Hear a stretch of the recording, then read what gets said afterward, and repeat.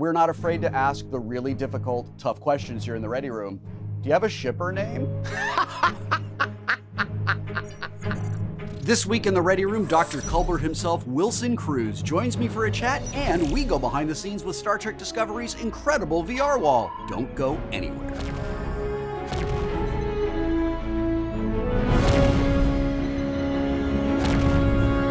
Hey nerds, I'm Will Wheaton, and this is the Ready Room, your official behind-the-scenes hub for the Star Trek universe. In this week's episode, the Discovery crew journeys to the planet Trill. And because of that, a little later, we've cooked up a special look at how Star Trek Discovery's VFX wizards use the VR wall to create unique alien worlds and add to the epic action sequences this season. As you can imagine, there are spoilers everywhere. So I am calling for a black alert. If you haven't seen this week's episode, titled Janal, don't look for answers from an 800-year-old symbiont. Stream Star Trek Discovery Season 5, Episode 3 on Paramount Plus, and then beam back here ASAP. Today, I'm joined, get it? Joined like a trill? By Wilson Cruz, who plays Dr. Hugh Culber, to discuss his character's unique experiences in this week's episode. Everybody ready? Control room? Engage.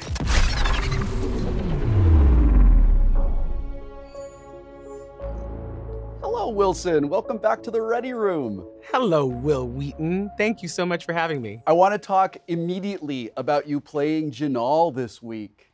And I want to frame this from the actor's perspective of knowing Culber intimately for 5 years. You got to bring to life a completely different character this week. And I would love to hear about your process and if it was as satisfying as an actor as I suspect it was. Yeah, first of all, I was really excited.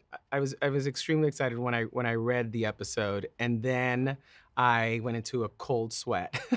I can imagine.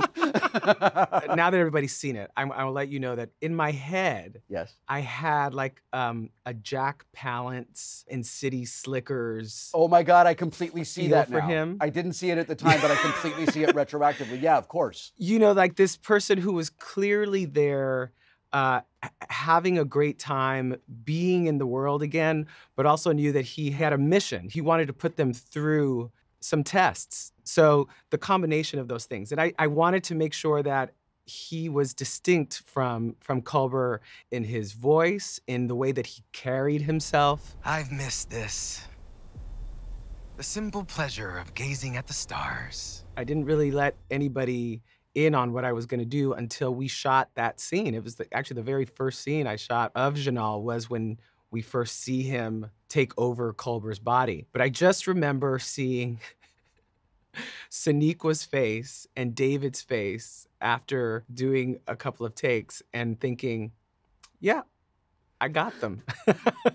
He seems to really be enjoying all of this, even with what is at stake. One of my favorite moments is when he takes in Culber's body and goes, you know, God, this guy works out, which kind of, for me, says he's gonna be able to like climb and run and do things he hasn't been able to do and just be in the world again. But, you know, he has an assignment to complete here. One of the ways that I relate to Hugh is as a man of science who is evidence-driven, who really needs to see and touch and feel things to know they're real, who also very much wants to experience something spiritual and wants to be more open to those things that we cannot understand. This storyline, this journey, this mission that we're all on, like he says early on in the episode, brings up a lot of questions about who we are, how we got here, why we're here.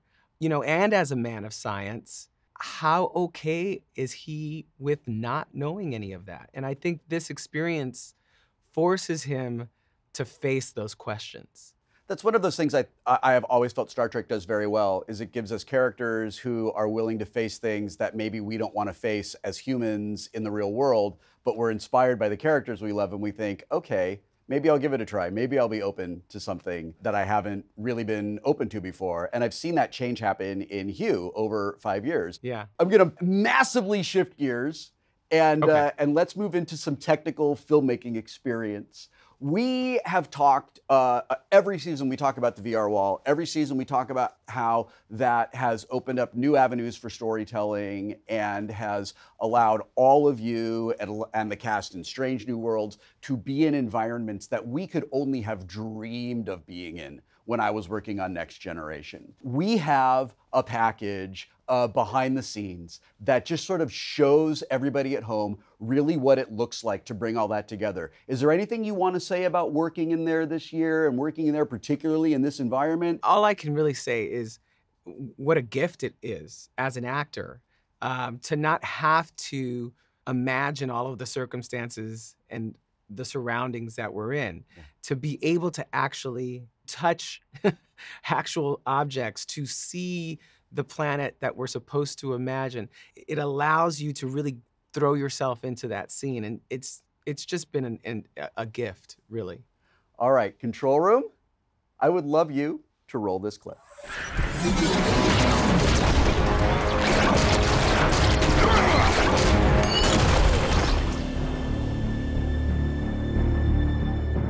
Discovery is always a challenging show. There's a lot of big ambition to the sequences. You know, certainly the Sandrunner sequence was something we hadn't done before. Kamau was a very exciting environment. So we started off by going down to Brazil and shooting out in the desert dunes. We scanned roughly 3 miles worth of sand dunes. We managed to merge our Delta gimbal software with the wall so that for our Sandrunner sequence, we could have the wall telling our gimbal where it needed to be for that sequence. I mean, once you're on that thing and it's moving and around, you're in it. Like, you're being thrown around and you're matching up stuff. It's a physical reality. Off camera, there's guys controlling the wind machine. There's guys throwing biodegradable dust stuff. I did choke as well, but I suffer for my art, damn it. I've always wanted to do a sequence on the back of a ship at warp, and like this was my opportunity. Utilizing practical effects along with visual effects is always very helpful for us because it's something real that's in the shot that we can build off of. We know what the light looks like, we know how it moves, all those sorts of things. What? Oh, look at that. It looks like the finished thing. Like, it looks finished, yeah. Like, you can't imagine it. What was required to make that happen. It was definitely a challenge, but I'm surrounded by incredible people.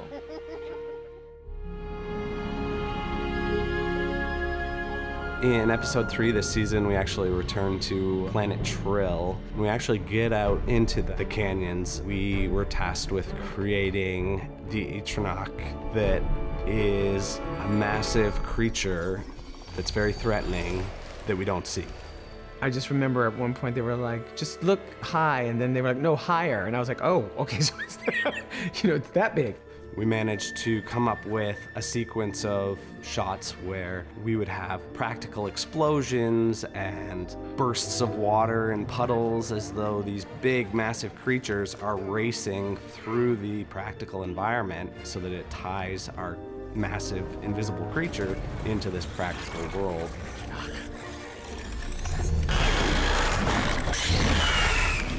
You know, with every season, they always hit the ground running hard.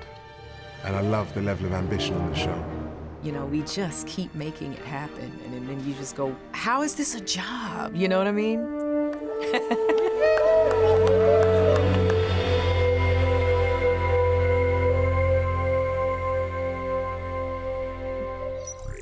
I would like to talk about you and your space family. We're going to start with Stamets and Culmer. It's a groundbreaking relationship in science fiction and in the Star Trek universe that we here in the Ready Room realized never spawned an official name for shippers. And we're not afraid to ask the really difficult, tough questions here in the Ready Room. Do you have a shipper name? I mean, I thought we landed on Culmets for a while. Okay. But I think that I coined the phrase space booze at one point. I think it was actually on After Trek, like season 1. Space booze is great. I don't know. My choice is Hugh Paul. Hugh Paul. Hugh Paul. Inspired by the great RuPaul. It took me a minute. So it's actually spelled HU-Paul. That's how I got it. It kills in my head. I think Anthony is going to love that. When you look back at the relationship between these two characters and your working partnership with Anthony, what are some highlights? What are some things that stand out? First of all, I just want to say, like, it's such a great and honest and real relationship, right? Yeah. Like, these are two people who have been through it. Parts of it were really hard. There was no guarantee that these people were going to stay together and find their way back to each other after Hugh came back. But what I love about them is that they are so clearly in love with each other, and yet they couldn't be more different. These are two people who I wouldn't have put them together, but they fit so beautifully. That first kiss, when he comes back after almost dying during a jump, was huge. And we knew how huge it was when it happened. For the franchise, for us, for defining that relationship. The breakup scene. That version of me that called your quarters home, that version of me is dead. When I have to tell him, I can't do this right now. This cannot be the focus of my life. I have to find myself again. Who the hell am I? Was heart-wrenching. It was not great being in the audience for that. Like, No, it wasn't. We didn't love that. I know you didn't, but I, as an actor, loved it because it was such a moment for Hugh to say, I am more than just this relationship. And as hard as it was, I thought it was really important because then we get to see him come back and choose the relationship. And for me, it's that moment when they're jumping into a new future and he's saving Stamets' life. I thought I could make my home on Enterprise. You're doing fine. Then I realized that, you're my home. I hope and pray that someday I'm lucky enough to be in a relationship as beautiful as that one. And now here come the kids. Yes. I never would have called that, never would have expected it. And the family unit that emerges among Gray and Adira and Culbert and Stamets is beautiful. Yeah, I mean, this is the definition of a chosen family.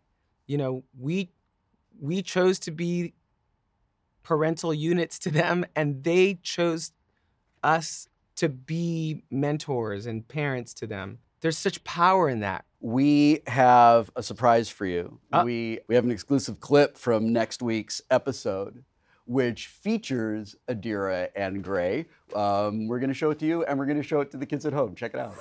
I'm really happy we can stay friends, Adira. Me too. I'd miss you too much otherwise. So I'll see you in a few months when I graduate to the next level of training. Yeah, I wouldn't miss it. Great. Talk soon. Bye. Bye.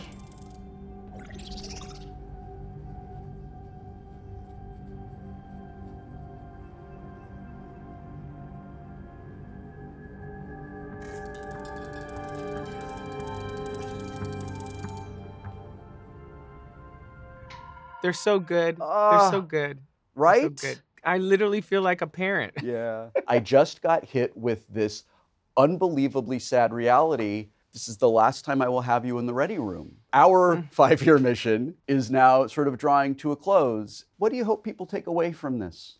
I think I want people to understand that we can all be heroes. It doesn't matter what you look like, who you love, how you identify. What matters is how you stand up for other people, how you love the people that you love, how you stand up for them and show up for them. It's been an enormous gift. And part of that gift has also been to meet all of the fans out there who have loved it and gone on this ride with us. I know it was different. I know that it wasn't exactly what you had experienced in the past, but what a ride we went on. And I'll also say this, it's Star Trek. You never know when you're gonna see us again. That is so, so true. And I hope extremely prescient. Wilson, thank you so much for being here with us so many times over the last few years. It's been an honor. It's been an honor to be a part of this franchise. It's been an honor to be Hugh Culber. It's been an honor to talk to you all these years. Next week, Anthony Rapp, who plays Paul Stamets, beams in to talk all about Star Trek Discovery Season 5, Episode 4, Face the Strange. I hope you will be here too. Until then, I'm Will Wheaton. Live long and prosper.